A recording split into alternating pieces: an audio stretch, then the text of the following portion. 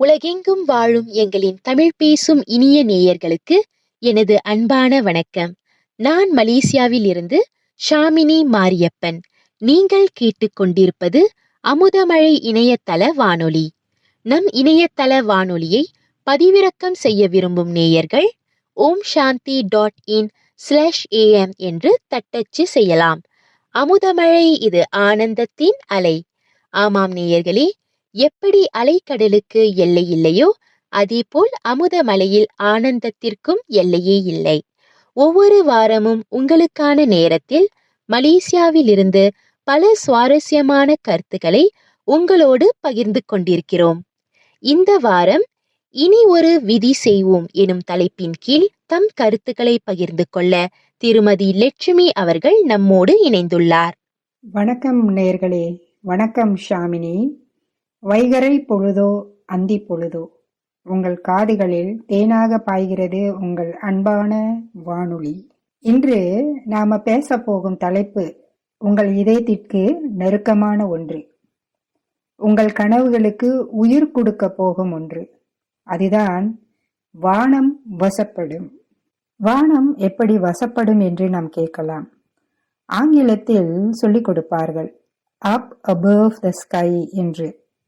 வானத்திற்கு அப்பால சென்று முன்னேறுங்கள் என்று சொல்வார்கள். அப்போ அந்த வானத்தை நோக்கி எப்படி நம்முடைய இலக்கை வைக்கணும் ஒரு கேள்வி வருகிறது இல்லையா? இத பல்வேறு மனிதர்கள் அதை தாண்டி வந்திருக்கிறாங்க, கடந்து வந்திருக்கிறார்கள். பல தடைகள், சவால்கள், எப்படி தாண்டி வர முடியும் அப்படின்னு பல சரித்திர சுவடுகள் நமக்கு எடுத்து காட்டியும் இருக்கிறாங்க. வானம் என்று சொன்ன உடனே உங்களுக்கு என்ன நினைவுக்கு வருகிறது? நீல நிற பரப்பு, பறவைகள் பறக்கும் எல்லை?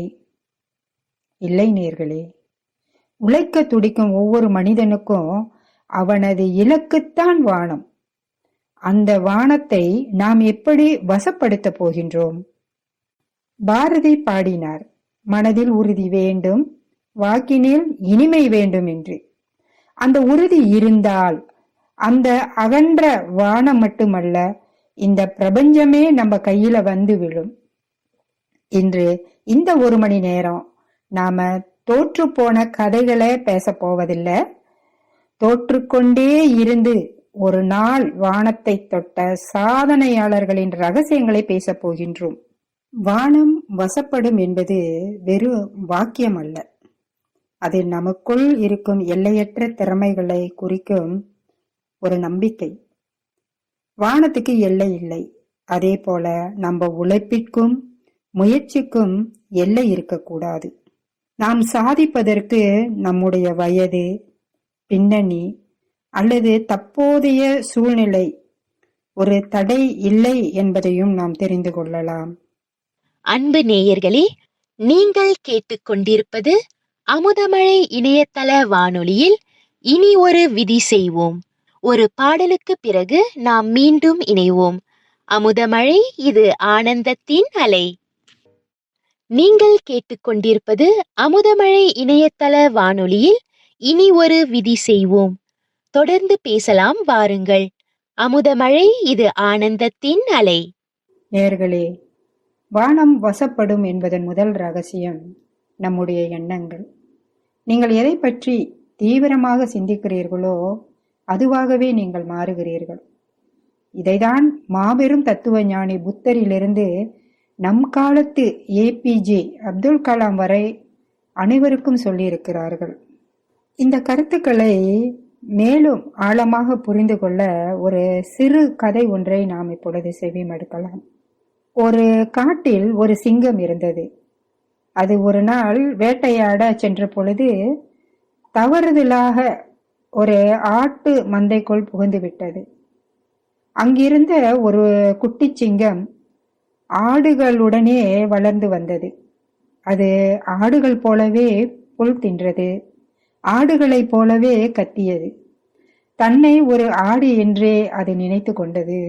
ஒரு நாள் வேறு ஒரு பெரிய சிங்கம் அந்த மந்தையை தாக்கியது. அப்பொழுது இந்த ஆட்டு சிங்கத்தை பார்த்து வியந்தது. நீ ஏன் ஆட்டைப் போல பயந்து ஓடுகிறாய்? நீ ஒரு சிங்கம் என்றது. ஆனால் இந்த குட்டி சிங்கம் நம்பவில்லை. பெரிய சிங்கம் அதை ஒரு குளக்கரைக்கு அழைத்துச் சென்று தண்ணீரில் அதன் முகத்தை காட்டியது. பார், என் முகமும் உன் முகமும் ஒன்றுதான். நீ ஆடல்ல, சிங்கம் என்று கர்ஜிக்க சொன்னது. அந்த நிமிடம் அந்த சிங்கம் கர்ஜித்தது. காடே அதிர்ந்தது. நேயர்களே, நம்மில் பலரும் இப்படித்தான். நமக்குள் ஒரு சிங்கம் இருக்கிறது.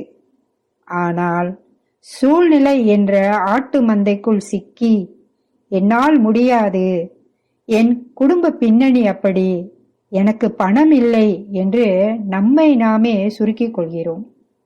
நீங்கள் ஆடல்ல, சிங்கங்கள். உங்கள் எண்ணங்களை உயர்த்துவதே வானத்தை வசப்படுத்துவதற்கான முதல் படி. இந்த வானம் நமக்கும் வசப்பட வேண்டும் என்றால் அகத்தடைகளை நாம் உடைத்தெறிய வேண்டும். நம்முடைய வளர்ச்சிக்கும் நம்முடைய சேவைக்கும் தடையாக இருப்பது இந்த அகத்தடைகள்தான். அகத்தடை என்று எதை நாம் சொல்கிறோம்?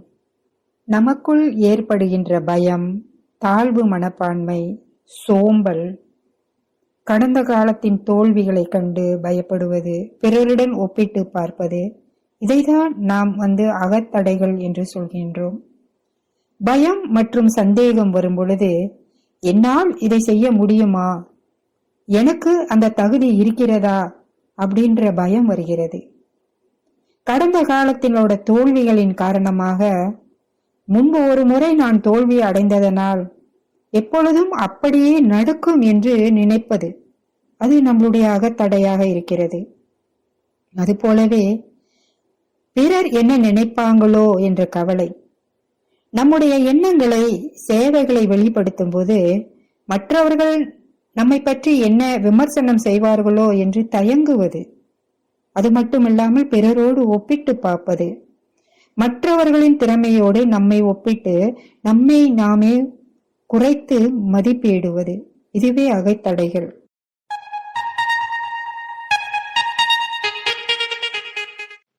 அன்பு நேயர்களே, நீங்கள் கேட்டுக்கொண்டிருப்பது அமுதமழை இணையதள வானொலியில் இனி ஒரு விதி செய்வோம்.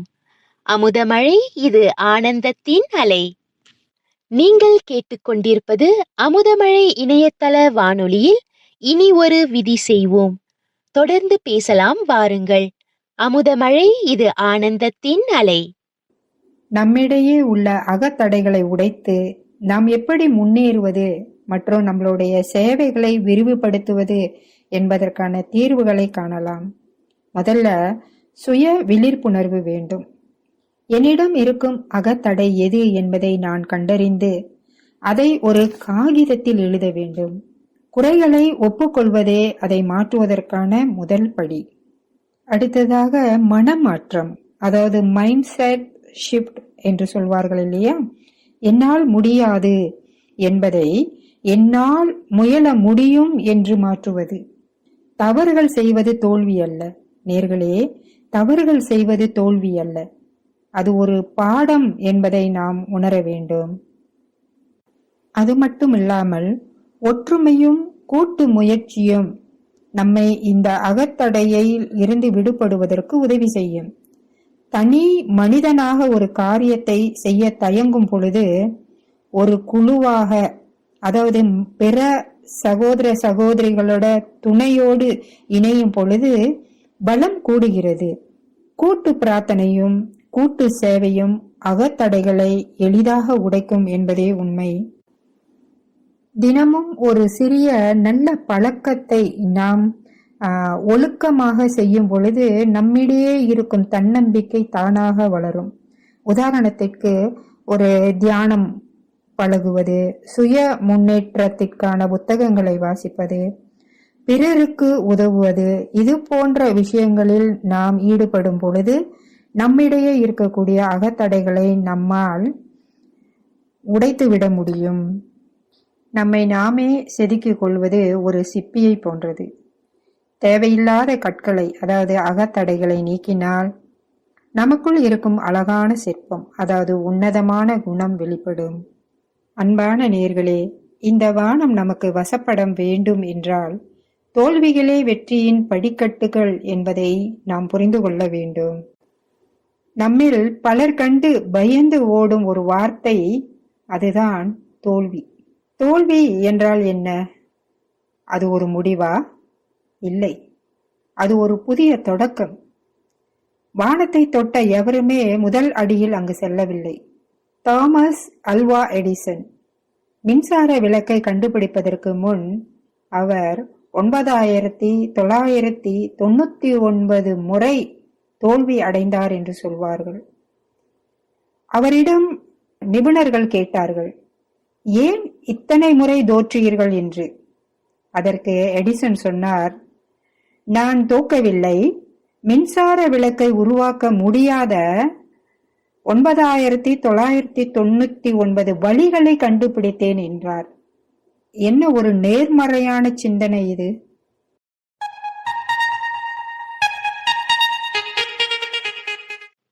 நீங்கள் கேட்டுக்கொண்டிருப்பது அமுதமழை இணையதள வானொலியில் இனி ஒரு விதி செய்வோம். அன்பு நேயர்களே, அமுதமழை இது ஆனந்தத்தின் அலை.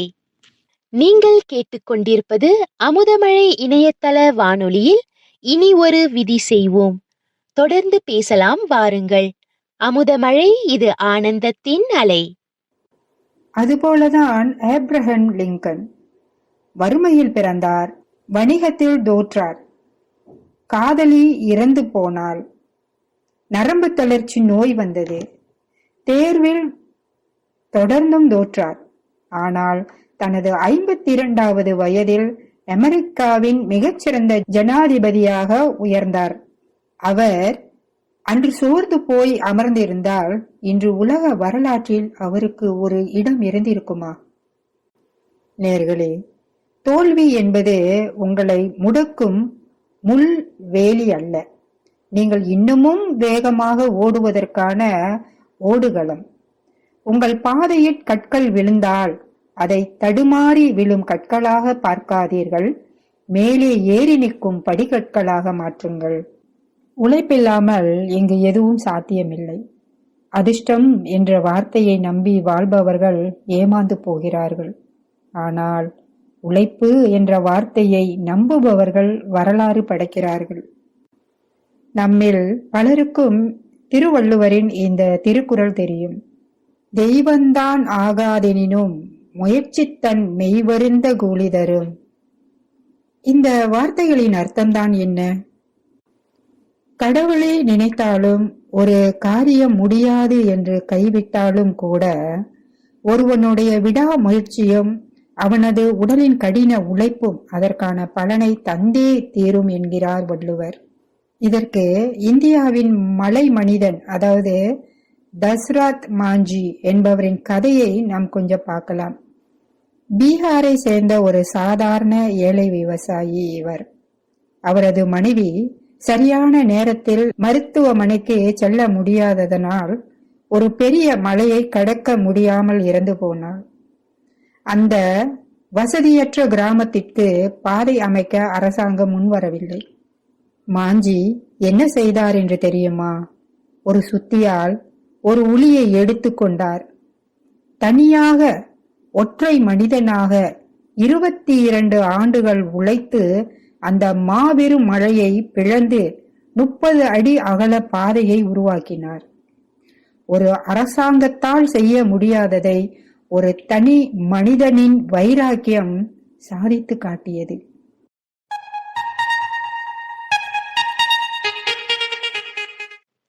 நீங்கள் கேட்டுக்கொண்டிருப்பது அமுதமழை இணையதள வானொலியில் இனி ஒரு விதி செய்வோம். அன்பு நேயர்களே, அமுதமழை இது ஆனந்தத்தின் அலை. நீங்கள் கேட்டுக்கொண்டிருப்பது அமுதமழை இணையதள வானொலியில் இனி ஒரு விதி செய்வோம். தொடர்ந்து பேசலாம் வாருங்கள். அமுதமழை இது ஆனந்தத்தின் அலை. நேர்களே, உங்கள் முன்னால் இருக்கும் மலை போன்ற தடைகளை கண்டு அஞ்சாதீர்கள். ஒவ்வொரு நாளும் ஒரு சிறிய உளியை கொண்டு அந்த தடைகளை நகர்த்த தொடங்குங்கள்.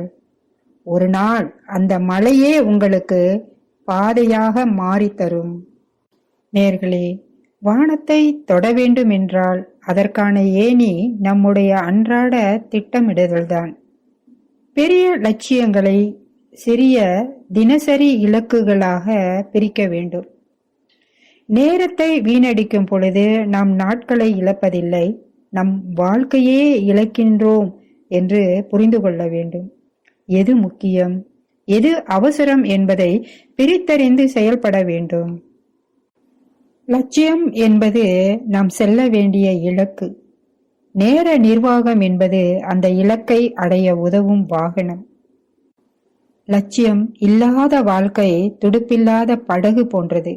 அதுபோல லட்சியம் இருந்து நேர நிர்வாகம் இல்லை என்றால் அது வெறும் பகல் கனவாகவே முடிந்துவிடும். லட்சியம் என்றால் என்ன? லட்சியம் என்பது ஏதோ ஒரு ஆசை அல்ல, அது நமக்கான ஒரு தெளிவான பாதை, நம்முடைய ஆற்றலையும் சிந்தனையையும் ஒருமுகப்படுத்தும் புள்ளி. ஒரு சிறந்த லட்சியம் என்பது நமது தனிப்பட்ட வளர்ச்சியை மட்டும் தருவதாக இருக்கக்கூடாது. நம்மை சுற்றி உள்ள சமுதாயத்திற்கும் குடும்பத்திற்கும் பயனுள்ளதாக இருக்க வேண்டும். பெரிய பெரிய லட்சியங்களை அடைந்தவர்களின் முதல் தகுதி அவர்களின் அக ஒழுக்கம் மற்றும் நேர நிர்வாகத்தில் முக்கியத்துவம் கொடுப்பது. கடந்து போன காலத்தை எவராலும் விலை கொடுத்து வாங்க முடியாது. நேரத்தை வீணடிப்பது நம் லட்சியத்தை தள்ளி போடுவதற்கு சமம்.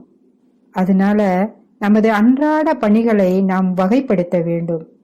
முக்கியமான மற்றும் அவசரமான பணிகள். உடனடியாக செய்ய வேண்டியது எது? லட்சியத்திற்கு தேவையான முக்கியமான பணிகள், அதாவது தினமும் இதற்காக நேரம் ஒதுக்க வேண்டும். ஒரு நாளின் வெற்றியை முந்தைய நாள் இரவே அல்லது அதிகாலையிலேயே திட்டமிட்டு விட வேண்டும். டு டூ லிஸ்ட் என்று சொல்வார்கள் இல்லையா, நாம் அதை தயார் செய்ய வேண்டும். நம்முடைய லட்சியத்தை அடைய நேரத்தை நாம் கையாள கற்றுக்கொள்ள வேண்டும். இன்றைய காலகட்டத்தில் கவன சிதறுதல் அதிகம். லட்சியத்தில் கவனமுள்ளவர்கள் எதற்கும் இல்லை, நோ சொல்ல வேண்டும் என்பதில் தெளிவாக இருக்க வேண்டும். ஒரு பெரிய லட்சியத்தை ஒரே நாளில் அடைந்துவிட முடியாது. அதை வருடங்களாக, மாதங்களாக, நாட்களாக பிரித்து ஒவ்வொரு நாளும் அதற்காக ஒரு சிறிய படியையாவது எடுத்து வைக்க வேண்டும். அது மட்டும் இல்லாமல் மற்றவர்களுடன் இணைந்து செயல்படும் பொழுது நம்முடைய நேரம் மிச்சமாகும். நம்மளுடைய லட்சியத்தை நம்மளால எளிதாக அடைய முடியும்.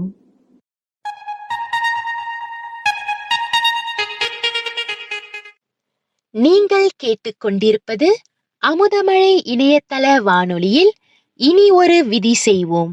அன்பு நேயர்களே, அமுதமழை இது ஆனந்தத்தின் அலை. நீங்கள் கேட்டுக்கொண்டிருப்பது அமுதமழை இணையதள வானொலியில் இனி ஒரு விதி செய்வோம். தொடர்ந்து பேசலாம் வாருங்கள். அமுதமழை இது ஆனந்தத்தின் அலை. நேரம் ஓடிக்கொண்டே இருக்கிறது. கடிகார முட்கள் யாருக்காகவும் காத்து நிற்பதில்லை. வானத்தை வசப்படுத்த துடிக்கும் ஒருவருக்கு இருக்க வேண்டிய முக்கியமான பண்பு லட்சியம் வைக்க வேண்டும், கால மேலாண்மை வேண்டும் மற்றும் தன்னம்பிக்கை வேண்டும். உலகில் உள்ள அனைவருக்கும், அது பில்கேட்ஸாக இருந்தாலும் சரி அல்லது ஒரு சாதாரண கூலி தொழிலாளியாக இருந்தாலும் சரி, ஒரு நாளைக்கு கிடைப்பது அதே 24 மணி நேரம்தான்.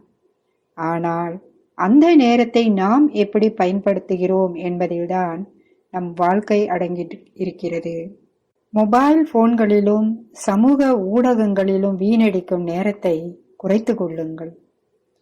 ஒவ்வொரு நாளும் உங்களை 1% மேம்படுத்திக் கொள்ள உழையுங்கள். ஒரு வருடத்தில் நீங்கள் 365% சிறந்த மனிதராக மாறுவீர்கள். உங்களை மற்றவர்களுடன் ஒப்பிடாதீர்கள். சூரியனும் சந்திரனும் ஒப்பிடப்படுவதில்லை. அவை தங்களுக்கான நேரம் வரும்பொழுது பிரகாசிக்கின்றன. அதுபோல உங்களுக்கான நேரம் வரும். அதுவரை பொறுமையோடும் நம்பிக்கையோடும் விதையாக மண்ணுக்குள் காத்திருங்கள். விழித்தெழும் பொழுது விருட்சமாக எழுவீர்கள். வானம் வசப்படும் என்பது வெறும் வாக்கியம் அல்ல, அது நமக்குள் இருக்கும் எல்லையற்ற திறமைகளை குறிக்கும் ஒரு நம்பிக்கை. வானத்துக்கு எல்லை இல்லை, அதே போல நம்ம உழைப்பிற்கும் முயற்சிக்கும் எல்லை இருக்கக்கூடாது. நாம் சாதிப்பதற்கு நம்முடைய வயது, பின்னணி அல்லது தற்போதைய சூழ்நிலை ஒரு தடை இல்லை என்பதையும் நாம் தெரிந்து கொள்ளலாம். நாம் வாழும் உலகில் நம்மாலும் மாற்றங்களை கொண்டு வர முடியும். அதற்கு தேவைப்படுவதெல்லாம் சிந்தனையில் தெளிவும் செயலில் துணிவும் தான். இவை இரண்டும் இருந்தால் நம்மாலும் அந்த வானத்தை வசப்படுத்த முடியும். வானத்தை வசப்படுத்திய ஒருவரின் கதையை நாம் இப்பொழுது கேட்கலாம். அவர்தான் அக்கியோ மோரிதா. இரண்டாம் உலக போரினால் உரு தெரியாமல் போன தேசம் ஜப்பான். உலக நாடுகளில் அது புரிந்த அட்டூழியங்களுக்கு அமெரிக்கா அணுகுண்டுகள் மூலம் பதிலடி கொடுத்த பொழுது இனி பல தலைமுறைகளுக்கு அந்த தேசம் தலையெடுக்க முடியாது என்று உலகம் எண்ணியது. ஆனால் போரில் தோற்றாலும் பொருளாதாரத்தில் தோற்க விரும்பாத ஜப்பானியர்கள் தன்னம்பிக்கையுடனும் உழைப்பையும் உயரமாக விதைத்தனர்.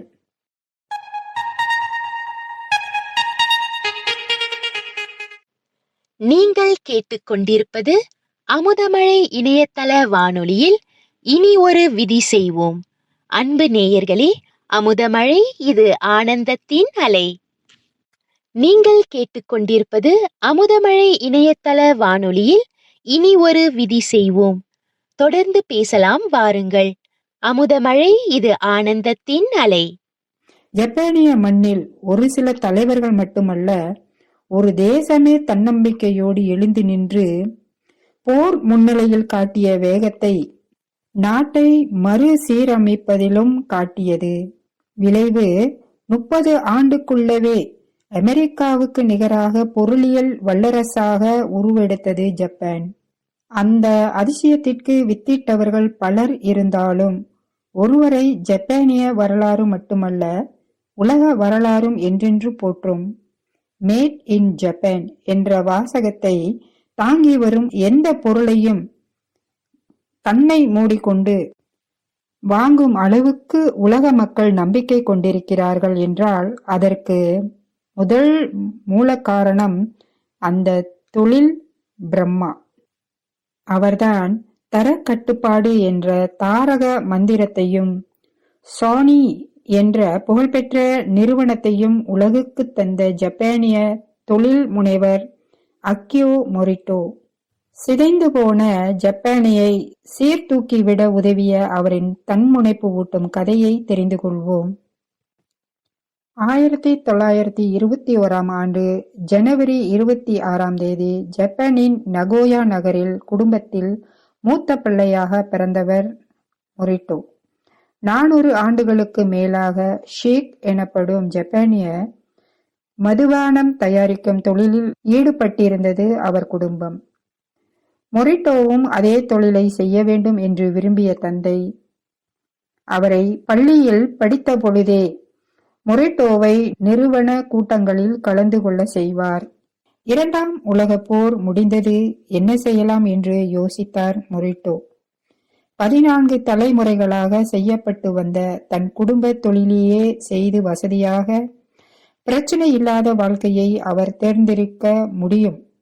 ஆனால் பரம்பரை தொழில் என்றாலும் வளர்ச்சிக்கு இடமில்லாத தொழிலை செய்ய அவருக்கு விருப்பமில்லை. மாறாக உலகத்தையே ஜப்பான் பக்கமும் தன் பக்கமும் திரும்ப வைக்க வேண்டும் என்ற நெருப்பு அவருக்குள் கனன்று கொண்டிருந்தது. 1946ஆம் ஆண்டு டோக்கியோ டெலிகம்யூனிகேஷன் இன்ஜினியரிங் கார்ப்பரேஷன் என்ற நிறுவனத்தை தொடங்கினார். அப்பொழுது அவருக்கு வயது வெறும் 25 தான். மேலும் அமெரிக்காவிடமிருந்து பெற்ற தொழில்நுட்பத்தை கொண்டு புதிய பொருட்களை உருவாக்கி அமெரிக்காவுக்கே விற்பனை செய்யும் திட்டம் வெற்றியை தந்தது. 2 ஆண்டுகள் கழித்து அமெரிக்காவிலும் நிறுவன கிளையை தொடங்கி தன் குடும்பத்துடன் அங்கு குடிபெயர்த்தார். அதன் பிறகு வாடிக்கையாளர்கள் எதிர்பார்க்காத வித்தியாசமான மின்னியல் பொருட்களை செய்வதில் கவனம் செலுத்தினார். அவருடைய புத்தாக்க சிந்தனைகளை புதிய கலாச்சாரங்களையும் புதிய வாழ்க்கை முறைகளையும் உருவாக்கின. 1976 ஆண்டு அவருடைய சிந்தனையில் வாக்மேன் உதித்தது. வாக்மேன் சந்தைக்கு வந்தது. உலகம் முழுதும் இளைஞர்களை அது கொள்ளை கொண்டது. அதன் பிறகு மொரிட்டோவின் சாம்ராஜ்யம் அசுர வேகத்தில் வளரத் தொடங்கியது. தொலைக்காட்சி, வீடியோ ரெக்கார்டர் என பல மின்னியல் பொருட்களை உருவாக்கி உலகுக்கு அறிமுகம் செய்தது சோனி நிறுவனம். அமெரிக்காவில் மட்டுமல்லாது உலகம் முழுதும் சோனி என்ற பெயர் பிரபல்யமானது. நேரத்தை பொன்போல் கருதி ஒவ்வொரு நாளும் கடுமையாக உழைத்த மொரிட்டோ எப்பொழுதுமே சுறுசுறுப்பாக இருப்பார். அவருக்கு 60 வயதான பொழுது தரம்தான் நிரந்தரம் என்பதை உலகுக்கு உயர்த்திய மொரிட்டோ 1999 ஆண்டு அக்டோபர் 3 தனது 78வது வயதில் டோக்கியோவில் காலமானார். உலகமய தொழில்துறைக்கு அவர் ஆற்றிய பங்கை அங்கீகரிக்கும் வகையில் இங்கிலாந்தில் மிக பெரிய ஆல்பர்ட் விருந்தும், பிரான்சில் ஆக உயரிய லெஜண்ட் ஆஃப் ஆனர் விருந்தும், ஜப்பானிய மன்னரின் ஃபர்ஸ்ட் கிளாஸ் ஆர்டர் விருந்தும் ஆகியவற்றையும் இன்னும் பல எண்ணில் அடங்காத விருந்துகளையும் அவரை நாடி வந்தன. Curiosity is the key to the creativity, அதாவது ஆர்வம்தான் படைப்பு திறனுக்கான திறவுகோல் என்பது மொரிட்டோ நமக்கு விற்று சென்றிருக்கும் உன்னதமான பொன்மொழி. எதையுமே ஆர்வத்துடனும் நம்பிக்கையுடனும் தொலைநோக்குடனும் செய்ததால்தான் அக்யோ மொரிட்டோவுக்கு வானம் வசப்பட்டது. நாமும் ஆர்வம், நம்பிக்கை, தொலைநோக்கு ஆகியவற்றை காட்டினால் எந்த வானமும் நிச்சயமாக நமக்கும் வசப்படும். அன்பான நேயர்களே, 1 மணி நேர பயணம் அதன் இறுதி பகுதிக்கு வந்துவிட்டது. இந்த உரையை நிறைவு செய்யும் முன் உங்களிடம் சில கேள்விகள். நீங்கள் ஏன் இன்னும் தயங்கிக் கொண்டிருக்கிறீர்கள்? உங்கள் சிறகுகளை விரிக்க ஏன் பயப்படுகிறீர்கள்?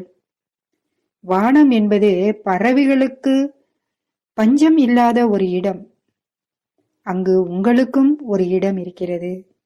வறுமை, அறியாமை, சாதி, மதம், சமூக தடைகள் என எதை கொண்டும் உங்கள் கனவுகளை முடக்கி விடாதீர்கள். உங்களால் முடியும் என்று உங்கள் உணர்வு சொன்னால் அதை இந்த உலகமே எதிர்த்தாலும் செய்து முடியுங்கள். நமது முன்னாள் குடியரசுத் தலைவர் டாக்டர் APJ அப்துல் கலாம் அவர்களின் வரிகளோடு நான் முடிக்கின்றேன். கனவு காணுங்கள். ஆனால் கனவு என்பது நீங்கள் தூங்கும் பொழுது வருவது அல்ல. உங்களை தூங்க விடாமல் செய்வது எதுவோ அதுவே கனவு. அத்தகைய தூக்கம் இல்லாத கனவுகளை நோக்கி ஓடுங்கள். தடைகளை உடைத்து சிகரத்தை தொட்டு இந்த வானத்தை வசப்படுத்துங்கள். இதுவரை என்னோடு இணைந்திருந்த அனைத்து அன்பு நேயர்களுக்கும் என் நெஞ்சார்ந்த நன்றிகள். உங்கள் கனவுகள் நினைவாகட்டும். உங்கள் வானம் வசப்படட்டும். நன்றி, வணக்கம்.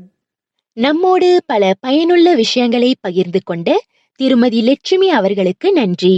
இனிவரும் வாரங்களிலும் மேலும் பல சிறப்பான அங்கங்களோடு உங்களுக்கான நேரத்தில் மலேசியாவில் இருந்து உங்களை சந்திக்க உள்ளோம். எங்களுடன் இணைய மறவாதீர்கள். இதுவரை விடைபெற்றுக் கொள்வது நான் ஷாமினி மாரியப்பன். நன்றி நேயர்களே, மீண்டும் சந்திப்போம்.